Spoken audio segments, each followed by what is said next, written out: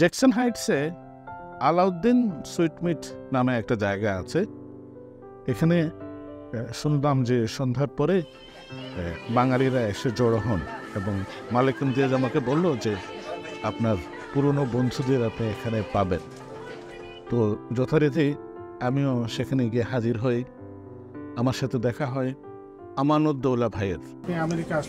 আমার আমেরিকা আসার উদ্দেশ্য উচ্চশিক্ষা। যেহেতু আমি কূটনৈতিক সংবাদদাতা হিসাবে জনকণ্ঠে আমি কাজ করেছি, আমি আশা করছি যে এই আন্তর্জাতিক বিষয়ে আমার যদি পড়াশোনা করতে পারি আমি আরও বেশি পেশাগতভাবে ভালো করতে পারবো।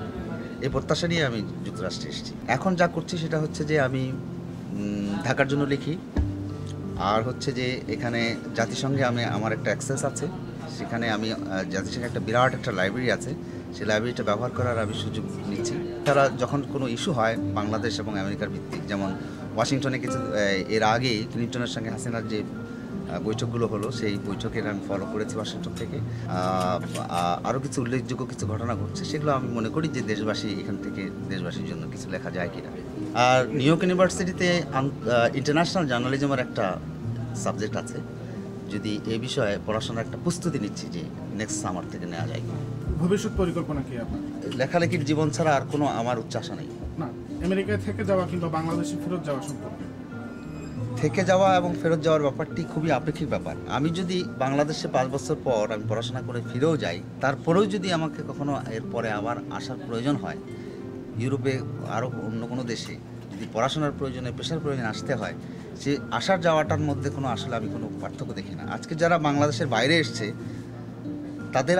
তাদের যে আশাটাকে কখনোই আমি মনে করি না যে এটা একটা তারা অনৈতিক একটা কাজ করেছে। এই কারণে মনে করি না যে তারা বাইরে এসে যেমন শিক্ষা একই সঙ্গে আয় দুটোই করছে।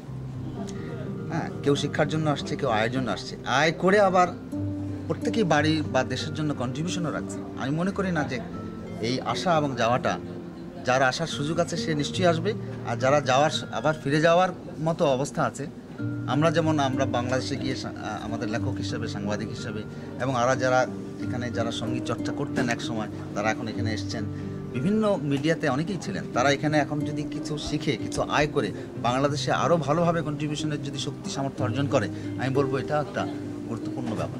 মাহফুজ ভাইয়ের সাথে আমার দেখা হয়। একসময় আমরা বাংলা বাজার পত্রিকায় পাশাপাশি কাজ করতাম। এখন তিনি আমেরিকাতে অভিবাসিত হয়েছেন।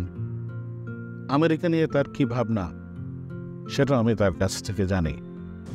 আমার আমেরিকায় আসাটা আকস্মিক ঘটনা, তবে আমেরিকায় আসবো একসময় ইচ্ছা ছিল, এবং আমি সপরিবারেই আমেরিকা এসেছি। অনেকটা উন্নত জীবন, অনেকটা অভিযানের নেশায়। আমি বাংলাদেশেও সাংবাদিকতা করতাম, আমেরিকা এসেও করছি একই মাধ্যমে, বাংলা সংবাদপত্রে। দুটোর ভৌগোলিক পরিবর্তন ছাড়া আর কোনো পরিবর্তন কি আপনার চোখে ধরা পড়েছে? অবশ্যই গুণগত পরিবর্তন আছে। আমি বাংলাদেশে ঢাকায়, যেটা বাংলা সংস্কৃতি এবং সংস্কৃতির প্রাণকেন্দ্র এবং সব কিছুরই, বাংলা ভাষাভাষীর সব কিছুরই প্রাণকেন্দ্র ঢাকা, সেখানে কাজ করেছি। সেটা একটা জাতীয় পর্যায়ের ব্যাপার ছিল। নিউ ইয়র্ক যদিও একটা আন্তর্জাতিক শহর, কিন্তু আমার কাছে নিউ ইয়র্কে বাংলাদেশিদের যে বসবাস, সেটাকে সেই বসবাস বা সেই আবাসভূমিটাকে ঢাকার মতো অত উন্নত মনে হয় না। এটাকে অনেকটা একটা জেলা পর্যায়ের মতো মনে হয়, এবং এখানকার সাংস্কৃতিক কর্মকাণ্ড অথবা মানুষের আচরণ ততটা মেট্রোপলিটন নয় বাংলাদেশিদের। কিন্তু এই সব কিছুর মধ্যেও আমি আমার পেশাগত দায়িত্বটা পালন করে যাচ্ছি এবং কিছুটা এই পেশায় ভালো কিছু করার চেষ্টা করছি। বাংলাদেশ থেকে পত্রিকা প্রকাশনা আর নিউ ইয়র্ক থেকে প্রকাশনার প্রধান পার্থক্যটা কি? এটা বাংলাদেশে যে কেউ ইচ্ছা করলে বাংলাদেশে পত্রিকা প্রকাশনা করার দুঃসাহস বা সামর্থ্য রাখে না, কিন্তু নিউ ইয়র্কে আপনি ইচ্ছা করলেই একটি পত্রিকা প্রকাশ করতে পারবেন। এখানে কোনো আপনার আইনের কোনো বাধা নেই। তার মানে কি গুণগত মান বিচার করার মতো কোনো মানদণ্ড এখানে নেই? গুণগত মানদণ্ড একসময় ছিল না, কিন্তু এখন পর্যায়ক্রমে আজকে এখানে এক যুগের বেশি বাংলাদেশিদের বসবাসের জোরে সোরে বসবাসের সময়সীমা হয়েছে, এবং এই মুহূর্তে গুণগত মানটাই পত্রিকা ইন্ডাস্ট্রিতে, বাংলাদেশিদের পত্রিকা ইন্ডাস্ট্রিতে কাজ করছে, এবং যে ভালো করছে বা যারা ভালো করার চেষ্টা করছে তাদেরকে পাঠকরা নিচ্ছে। এখান থেকে বলতে গেলে প্রতিদিন একটি পত্রিকা প্রকাশ হচ্ছে, 7 থেকে 8টি সাপ্তাহিক পত্রিকা, এবং আমি যে পত্রিকায় কাজ করি এটা মাসিক আনন্দ ম্যাগাজিন, এটা বিনোদন একমাত্র ম্যাগাজিন প্রকাশ হচ্ছে। তো এখানে পত্রিকা প্রকাশ হচ্ছে মূলত বাংলাদেশি নিউজ সংবাদগুলোকে নির্ভর করে, তারপরেও এখানকার কমিউনিটি নিউজকে ধারণ করে যে পত্রিকাগুলো প্রকাশ হচ্ছে সেগুলোর প্রতি মানুষের আকর্ষণ বেশি থাকছে। নাজরা চৌধুরী সাংস্কৃতিক কর্মী, আমি তাকে দীর্ঘদিন ধরে চিনি। তিনি যতদিন সিলেটে ছিলেন, আমি যখন তাকে চিনি তখন তিনি ওসমানী মেডিকেল কলেজের ছাত্রী। তো আমেরিকাতে নিশ্চয়ই উনি চিকিৎসা পেশায় আছেন। এর পাশাপাশি বাঙালিদের সাংস্কৃতিক জীবন কেমন, এটা আমি তার কাছ থেকে জানতে চাই। আমি এখানে আছি গত 6 বছর ধরে। এখানে আমি ডাক্তারি পেশার সাথে জড়িত আছি। আপাতত পড়াশোনা চালিয়ে যাচ্ছি, পাশাপাশি কিছু রিসার্চ ওয়ার্কও করছি, আর তার সাথে সংস্কৃতি চর্চা করার চেষ্টা করছি আর কি। দেশের সংস্কৃতি চর্চা আর আমেরিকায় বসে সংস্কৃতি চর্চা, এর দুটোর মধ্যে প্রধান তফাৎ কি? তফাৎ অনেকখানি। এখানে দেশে যেমন আমরা যত সময় দিতে পারতাম, এখানে আসলে দূরত্ব একটা বিশেষ বাধা হয়, সময়টাও ব্যাপার, কারণ এখানে তো আর দেশের মতো করে ওরকম করে সময় দেওয়া যায় না।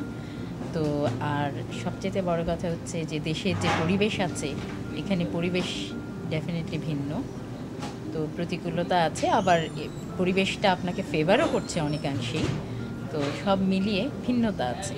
তো আমরা এখানে যেটা চেষ্টা করছি, বাঙালি সম্প্রদায়ে আমরা যেটা চেষ্টা করছি যে পাশ্চাত্যের ভালো কিছু নিয়ে আমরা মূল স্রোতে কিছু কাজ করার, এবং পাশাপাশি বাঙালি সংস্কৃতিটাকে বিশ্বের মানচিত্রে উঁচু করে তুলে ধরার। আর এখানে তো অনেক সুযোগ, কারণ এখানে আপনি জানেন হয়তো যে অফ ব্রডওয়ে আছে, ব্রডওয়ে যেটাকে নাট্যাঙ্গনের শীর্ষ স্থান বলা হয়। তো সেই সব জায়গায় যদি আমরা বাংলা নাটককে নিয়ে যেতে পারি, বাংলা সংস্কৃতির মানকে আমরা ওখানে নিয়ে যেতে পারি, ওখানে উপস্থাপন করতে পারি, তো আমরা ওই চেষ্টা করেছি। আমরা অফ ব্রডওয়েতে নাটকও করেছি, এভাবে আর কি কাজ চালিয়ে যাচ্ছি। নিউ ইয়র্কে প্রধান তফাৎটা এটাই মনে হয় যে আসলে মানগত দিকে আমরা এখনও ওই পর্যায়ে পৌঁছাতে পারিনি। কোন পর্যায়ে? আমরা বাংলাদেশের মানে পৌঁছাতে পারিনি। আমরা এখনও গুটি গুটি করে, কারণ বাংলাদেশে যখন আমরা চর্চা করতাম তখন ছোটোবেলা থেকেই সবাই ওই চর্চার ভিতর দিয়ে অনেক বড় হয়ে এসছে, এবং তারপরে একটা নির্দিষ্ট মানে পৌঁছে সবাই চর্চা করছে। কিন্তু এখানে এখনও মানটা, ওই গুণগত মানটা অতটুকু যেতে পারিনি, কিন্তু চলছে কাজ। এখানে ট্রেনিংয়ের কী ব্যবস্থা আছে? ট্রেনিংয়ের ব্যবস্থা খুবই কম, কিন্তু বর্তমানে অনেক আসলে বাংলাদেশ থেকে অনেক গুণীজনরা আসছেন, শিক্ষকরা আসছেন, তো এখন অনেকটা দারুণ মুক্ত হচ্ছে। আপনার ভবিষ্যৎ পরিকল্পনা কি? ভবিষ্যৎ পরিকল্পনা হচ্ছে এখানকার পড়াশোনা শেষ করে মোটামুটি একটি পর্যায়ে আসলে বাংলাদেশে ফিরে যাব, গিয়ে কিছু কাজ করার ইচ্ছা আছে।